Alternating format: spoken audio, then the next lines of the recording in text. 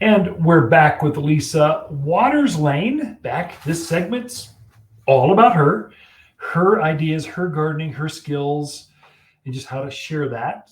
And we can break up the just not a man talking monotone all the way through. It's something more interesting. So we get a different perspective. How to be monotone. Yeah. So anyway, but we should, before we even start, we should have a Tilly update. How's your little puppy dog? It was 10 weeks. Now it's 11-week old. No, I think she's about 12. 12. Yeah. So past the 12-week mark. Scotty, which is Scotties are a terrier. They're full of energy and happiness all the time. All the time. That tail is always going. It smacks the floor because it's only like 4 inches off the ground. Just always happy. She's a very sweet little dog, very loving, but she's definitely a terrier. Yeah. So when she sets her mind on something, boy howdy. Yeah. And not afraid of anyone, anywhere. Just not afraid of anything bigger, smaller. Not afraid. Just jump off a 10-story building. I think she thinks she's super dog or something. You got to be careful where you put her because she'll just jump right off of it. You're like, oh my God, no. But yeah, no fear.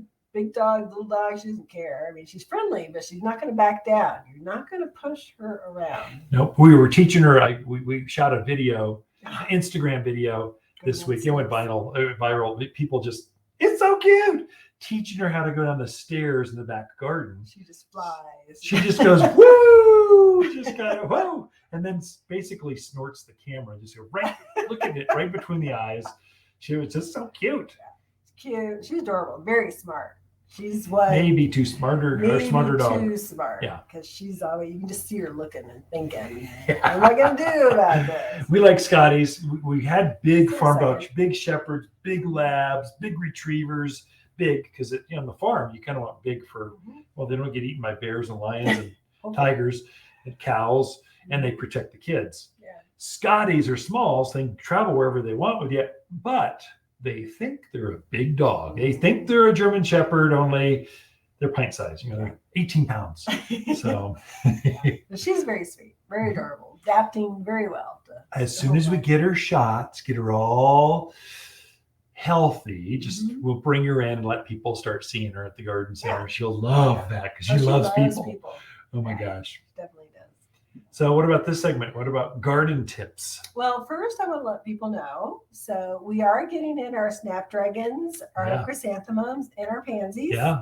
So if you're like me and some of my summer pots have kind of lost their glory, the zinnias didn't like all that rain on them. So I'm going to be redoing my pots. And why not put in things that are going to go all through the season? Snapdragons are amazing. They do so well here. We've actually had some in pots, a little bit more shade, but they've been going all season long. Oh, yeah. They're crazy. It's gorgeous. Yeah. Pansies, too, in the backyard in the shade.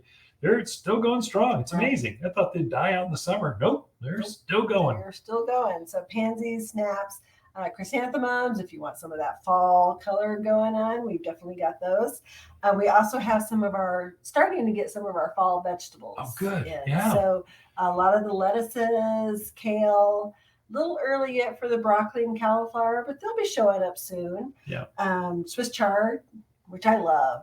I don't like to eat Swiss chard, but I love the color. I like juicing Swiss chard. That's Talk true. about antioxidants. That's got it going on. Yeah, you do juice it, but I like just how it looks with pansies around it. It's really cool. Herbs. We also still have a really nice selection of winter hardy herbs.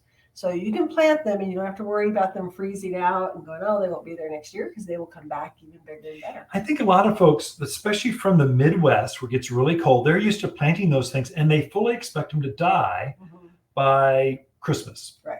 Or the Southern Cal, Phoenix, Tucson, Palm Springs, they're used to, well, it's just still way too hot. I just can't do that. Here, we're at the perfect environment where you plant them now. They're going to bloom until Christmas, and then they're going to bloom through the new year and Thanksgiving. They're going to bloom right through until next summer, because we get cold, but we don't get that cold. Right. So pansies and violas and kale, all these things you've mentioned, they fly through the winter. They like cold. They want to have some snow on them. And they're just celebrating that. And the flavor comes out on your spinach and your broccoli and your kales. They get sweeter as it gets colder. But you put them in now so they have time to root, fill in, become hardy, and your harvest will be greater. You know, parsley, you can go on and on. There's a whole winter. We're about to come into our winter cold season planting season. So we've got 3 seasons: March through April, which is chilly, bright days, cold nights. We've got our regular planting season. Everyone knows, put tomatoes in, you know, May, June, July. And now we're coming into, surprisingly, a 3rd planting season because we're so mild. It's unusual. Phoenix doesn't do that. Midwest, no. It's kind of this little bubble here in this 4,000 to 6,000 foot level of the mountains of Arizona. Right. They get you can just have your cake and eat it too, and have more. Have your veggies and eat it. That's right, or flowers or whatever. Yeah. I was funny because I was talking to a gal, I think she's from Minnesota or Michigan, one of those cold states. And she was asking, are chrysanthemums perennials here? Because back where she was from, they would freeze out. Yeah. But here they are wonderful perennial. Yep. Yeah. They sell them as an annual. They throw them away. Right. I just read an article going the 12 annuals of fall. Mums are not an annual here. Where would you? That was someone from Chicago, right? That's what it was. Yeah. So definitely, you know, if you get some pots to redo or need some addition, come check those out. Yep. But the other thing I was going to talk about is the ornamental grasses, because we are moving into that period of time where the ornamental grasses just shine. This is like their season. I love the ornamental grasses in the yard. I think there's a lot of uses for them, for people to use them in the yard. So I was going to mention it. I think you should start with Pampas grass. You get the big boy out of the way. It's too big for most people, but you got to have it. That's true. And then move to the really pretty exotic ones. Yeah, so Pampas grass is that great big huge one with the great big white plumes or on red it. Or pink, whatever color that is. Dirty white. Yeah, it's dirty white. Because everybody, you know, you see all these advertisements, blue plumes on it. Nah. Just nah. Just go with the ivory white one. It's so pretty. It does so well here.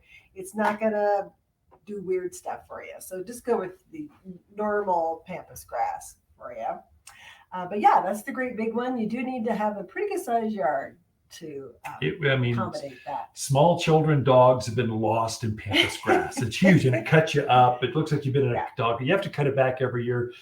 It's more than I would want in my yard. For my friends or listeners to the Mountain Gardener radio show, we have these better choices. Go ahead, Lisa. Well, we do. We have a beautiful Pampas grass at the garden center. I think we have 2 or 3 of them. They're gorgeous. So don't discount those.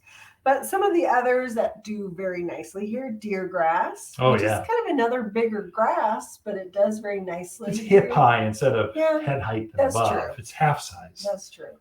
Why do they call it deer grass? Because deer love to not eat. I don't think deer eat it. I don't think they do. No, they I was don't. wondering why they called it deer grass. It has a real fine plume that comes out of it. The other one that I really like is the redhead fountain grass. Oh, good choice. That is a beautiful grass. We have that at our house. It is spectacular and it's very unique looking. So definitely that's one to check out. Or any of your Muhly grasses. So there's plume-tastic, there's regal mist, there's I don't know how many different varieties, but it is a wonderful little grass, about knee high. Yeah. Native. I mean, they just grow wild. They're coming out with new varieties because they look so good through the rest of the country, but it grows wild. Yeah. Right here. Has usually like a real dark pink or light pink plume to it, and the wind hits it in the sun. It's a spectacular grass. Does very well. The smaller grasses that I really like, of course, blue fescue. Yeah. So those make really good, I'm running out of time. You're pressuring me. Just making sure you're watching, you're talking, you're not watching the radio program director's not going to care if you're nervous. So the little grasses, the blue fescue, there's a little bunny grass called little bunny. Those are so great along edges of perennials or by walkways. So definitely want to check those out. Karl Forester is another one that I really like. And now you are officially out of time. Sorry. You can come in and talk to Lisa and the crew about they're all in bloom. They're all here now. Now's the time you put them in. So tis the season for grass, pumpkins, and mums. Here we go. Ken and Lisa Lane and the Mountain Gardeners. Back after this.